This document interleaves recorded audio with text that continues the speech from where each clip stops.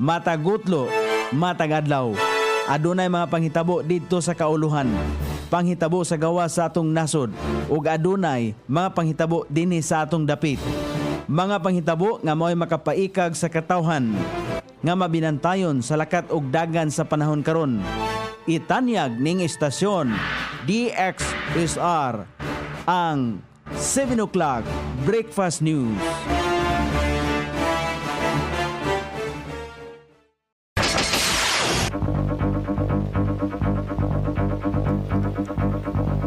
Igala, kumusta? May buntag Iligan, may buntag Mindanao, may buntag Pilipinas. Adlaw Miyerkules karon pitsa 25 ni buwan sa Marso ning tuiga 2026. Sangan sa to Station Manager Pastor Robin Sulapas, kini ang inyong ka-SR Kabisaya Nonay B ang muhatod sa hanay sa balita sa alas 7. O karon sa uluhang tudling sa atong mga balita, alias Rudy nasikop human masakpan sa aktong nagbaligya og illegal nga droga sa Barangay Saray. Final nga listahan sa kwalipikadong IDPs alang sa ACT andam na. Payout magsugod karong adlaw. Pagtago og supply sa gasolina, dili makatarunganon nga pagsaka sa presyo sa gasolina pwede i-report sa eGov app. Sa kauluhan, Leveste, andam nga tubagon ang hospital bill ni Undersecretary Castro kung magpatambal sa stress dala sa cyber libel case. Makati Business Club milikay lamang sa panik ang gobyerno sa no crisis remark. Congressman lagbas sa impeachment ni Vice President Sara, wala sila gisugo. Sa gawa sa nasod, Trump gitawag nga ang mga kalyado nini sa NATO nga mga hadlok kanon. Balita sa kinabuhing Kristohanon, usa ka pastor og iyang anak sa Cuba gibilanggo sa kapulisan. Kini ang uluhang tudling sa atong mga balita nga dalit kanato ning istasyon DXSR 106.7 sa inyong FM dial. Ang bugtong radyo sa Dakbayan Siligan nga nagsibya sa balaang kasulatan, pinasubay sa inspired and preserved, not simply dictated, King James Version sa Anchor Broadcasting Corporation.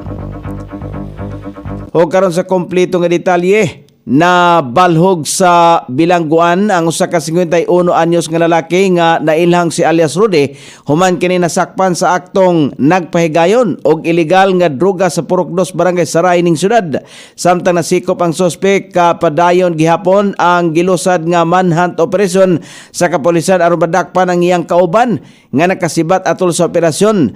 Sa report sa kapulisan, nahitabo ang pagkasikop alas 11:35 sa buntag sa dihang ang tracker team sa Iligan City Police Station 5 ubos sa pagpangulo ni Police Captain Mark Jamil Viga nagpahigayon og follow-up operation may kalabutan sa kasong pagpangawat. Apan pag-abot sa naasing lugar, ilang naaktuhan ang duha kalalaki nga nagtunol og gituhang illegal nga droga daplin sa dalan. Tungod niini gilayon silang gisikop sa mga otoridad. Apan ang usa ang nakalingkawas sa lawas ni alias Rudy na recover ang upat ka gagmay nga heat sealed transparent plastic sachet nga adunay sulod nga gituang shabu nga mitimbang og 0.12 gramos og adunay gibanabanang kantidad nga 816 pesos. Gisusin na usab sa mga otoridad ang mga ebidensya samtang giandam na ang pagpasaka og kasong paglapas sa Comprehensive Dangerous Act of 28 batok sa nadakpan. Sa pagkakaroon, ana sa kustodiya sa Iligan City Police Station 5 ang suspect samtang padayon ang investigasyon aron mailhan og madakpan ang iyang kauban nga nakaiskapo. Andam na ang listahan sa mga validated nga mga internally displaced person o mga apektado sa bagyong Basyang sa Iligan. Kini ang mga IDPs nga kwalipikadong kung makadawat sa emergency cash transfer base sa guidelines sa Department of Social Welfare and Development. Subay nini ipahigayon usab ang payout sa ACT ngadto sa IDPs Marso 25 karong adlaw sa Barangay Tambakan, Marso 27 sa Barangay Maya Mayahay, Marso 28 sa Barangay Tipanoy, Obaldulaya, Palao, Abono. Barangay kon sa Marso 30 sa Barangay Saray, Poblacion, Tibanga, Bagong Silang, Barangay del Carmen, Villaverde, Santa Filomena, San Miguel, Santo Rosario ug Dikilaan. Sa Marso 31 sa Dulag, Kabaksanan, Kalilangan, Lanipa, Mandulog, Bunbunon, Pugaan, Dalipuga, Hinaplanon ug Barangay San Roque. Ang tanang naka-schedule sa payout ipahigayon sa Tibanga Gym sugod alas 6 sa buntag. Gipahibalo usab ngadto sa mga benepisaryo nga magdala og mga kinahanglanon og importanteng dokumento sama sa valid ID, duha ka photocopy sa ID nga adunay 3 ka pirma. Magdala lang og duha ka ID sama sa PRC, driver's license, voter's ID, PhilHealth ID, passport, SSS, GSIS ID with picture, postal ID, senior citizen ID, solo parents, PWD, barangay ID nga subject sa validation sa mga opisyal sa barangay og CSWD personnel. Dugang pahinumdom gikan sa Social Welfare and Development nga kinahanglan nga katong ana sa listahan lamang ang gipost sa ilaang barangay ang mutambong sa payout. Pwedeng i-report sa eGov app kung adunay dili makatarunganon nga pagpataas sa presyo sa fuel. Sumala pa ni Novel Cruz sa Amiri Lagapa, ang Local Energy Efficiency Conservation Officer sa Iligan. Mahimo usab nga i-report dinhi kung adunay panic buying, non-compliance with fuel pricing, nagbalibad sa pagbaligya og fuel o hoarding. Niini nga app pwede magsumiti og litrato sa gas station o sa mga gireklamo o mga detalye. Human na madawat ang reklamo, i-review sa Department of Energy ang report o i-assess kung gikinahanglan ba ang field inspection. Ipadala sa Department of Energy ang verified report nga angay sa PNP o LGU nga adunay jurisdiction sa gireport nga gasolinahan. Apan giklaro ni Lagapa nga dili pareho ang presyo sa gasolina o fuel sa tanang lugar. Gipahayag ni Batangas Representative Leandro Leveste nga andam niyang bayaran ang galastuhon sa hospital ni Malacañang Press Officer Claire Castro kung magpatambal siya sa stress nga dala sa iya ang cyber libel case. Hinoon giklaro ni sa kongresista nga wala siya ay obligasyon.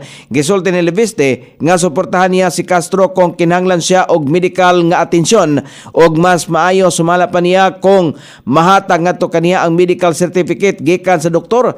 Mahinumduman nga nangayo si Undersecretary Castro og 500 milyones pesos isip danyos gikan kang Leveste alang sa sumala pay pagpangdaot sa iyang integridad nga maoy nagdala sa iyang sleepless nights og anxiety. Sumala pa niya positibo ang lakang ni Leveste tungod kay giangko niya nga nagdala sa iyaha og stress. Apan gipatin-aw ni Leveste nga dili kini pag-angkon sa iyang tulubagon. Niadtong Enero nagpasaka si Leveste og cyber libel complaint batok kang Castro og nangayo kini og 100 milyones pesos nga moral damages, 10 milyones pesos nga exemplary damages og 1 million pesos alang sa attorney's fees. Tungod sa sumalapay pagpangdaot nini og sayop nga impormasyon may tungod sa iyang kompanya nga power sector.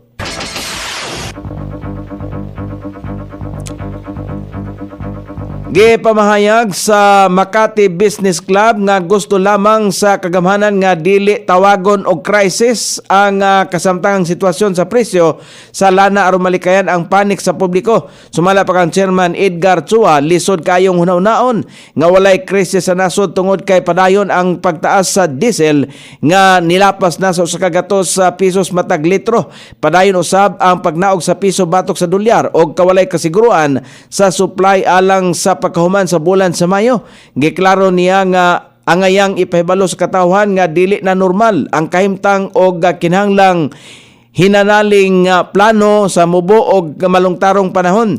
Sa bahin sa Malacañang, gisulti ni Communications Undersecretary Claire Castro nga dili krisis ang natagamtaman sa nasod kundi price disruption og aduna pay paigong supply sa lana. Bisan pa man nini, gihatagan og katinawan ni Chua nga ang pagtawag nini isip krisis ang makatabang aron nga masabtan sa publiko nga dili business as usual og nagsugod na ang pagdaginot og pagtinabangay. Pipila ka kompanya usab ang nagpatuman og work from home og energy saving measures isip tubag sa sitwasyon. Nanawagan ang business group nga magkahiusa ang kagamhanan, pribadong sektor ug lokal nga katilingban aron malikayan ang epekto labaw na sa mga kabos. Luyo sa pagpamakak sa gobyerno nga adunay krisis, gilauman paghapon ang pagtaas sa presyo sa petrolyo ug mas bugat nga epekto sa ekonomiya sa nasod nga Pilipinon.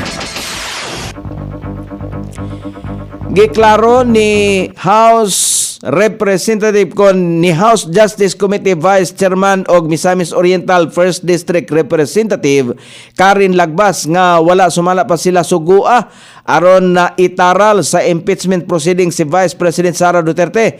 Kini ang tubag ni Lagbas batok sa mga nagduda sa katawhan sa ilabi na ang mga pundok nga political supporters sa mga Duterte nga nagtuo nga gimanduan kon kamanduan kini ni kanhi House Speaker Martin Romualdez o Presidente Bongbong Marcos aron ipalagpot sa pwesto si Vice President Sara. Miingon ang kongresista nga giaksyonan lamang nila ang mga nangabot nga reklamo batok sa Vice Presidente aron nga kon gitahasan ang komitiba aron paminawon ang mga bahin sa nalambigit sa maong isyu. Gihimo ni Lagbas ang katinawan nunot sa gitakdang pagsugod sa formal nga hearing proper sa duha ka impeachment case batok kang Vice President Sara diini paubos sa makuting pagsusi ang ikaupat nga mga dokumento. May duman nga duda kon duha sa upat ka impeachment complaint batok ni Vice President Sara ang gitratar sa komitiba nga adunay lig-ong basihanan aron dunggon sa hingpit aron i-establisar ang probable cause nga basihanan nga ipasaka sa plenaryo sa maabot nga panahon. Mahibaluan nga namugos ang kampo ni Vice President Sara nga walay mga basihanan o pulos mga pagpananggat lamang ang gihimo sa administrasyon aron pugnan ang iyang kandidatura sa 2028 presidential election. O karon sa balita sa gawas sa nasod, gitawag ni US President Donald Trump ang mga kalyado nini sa North Atlantic Treaty Organization nga mga hadlukanon. Human nga sila nibalibad aron tabangan ang Amerika nga direktang makigbatok sa nasod sa Iran aron makontrol ang Strait of Hormuz. Sumala pa ni Trump nga usa lamang kapapil ang NATO kon dili kini gipanguluhan sa Amerika. Dugang pa ni Trump nga hinumduman nga ang mga kaalyadong apil sa NATO isip mga hadlokanon tungod sa kapakyasan ni ining tabangan ang Amerika sa pagpakigbatok sa Iran. Depensa sa unom ka mga nasod nga miyembro sa NATO, mutabang sila aron nga masiguro ang Strait of Hormuz. Apan sa lahi nga pamaagi sa kasamtangan, lakip nini ang mga kanasuran mao ang Japan, Germany, France o Britain.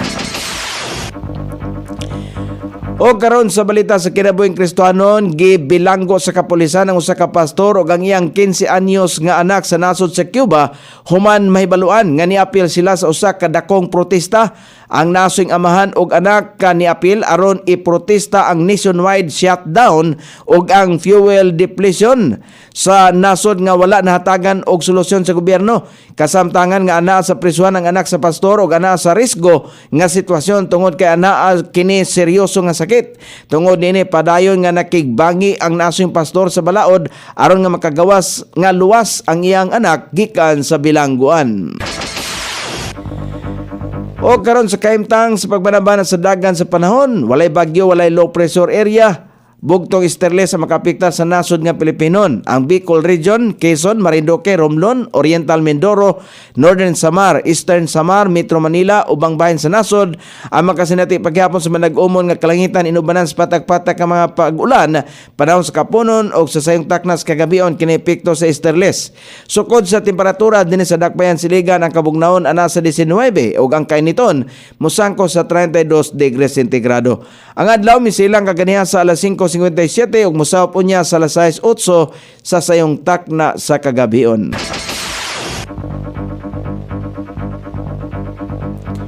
Inyong nabati ang kinatibuk-ang hanay sa balita sa alas 7 nga dalit kanato ning istasyon. DXSR 106.7 sa inyong FM dial. Ang bugtong radyo sa Dakbayan Siligan nga nagsimbiya sa balaang kasulatan, pinasubay sa inspired and preserved, not simply dictated King James Version sa Anchor Broadcasting Corporation. Sangan sa tikswat sa tumbalitang internasyonal ug sa kinabuhing Kristohanon, pit dyan sa balitang lokal, Coney Island. Sa ato station manager Pastor Ruben Solapas. Kini ang inyong KSR Kabisaya Nonay B. Magpasalamat ug mingon, maayong buntag, Iligan.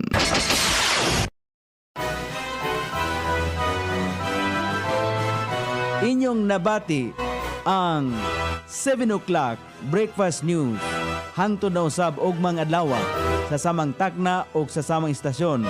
Daghang salamat sa iyong pagpaminaw ug maayong buntag.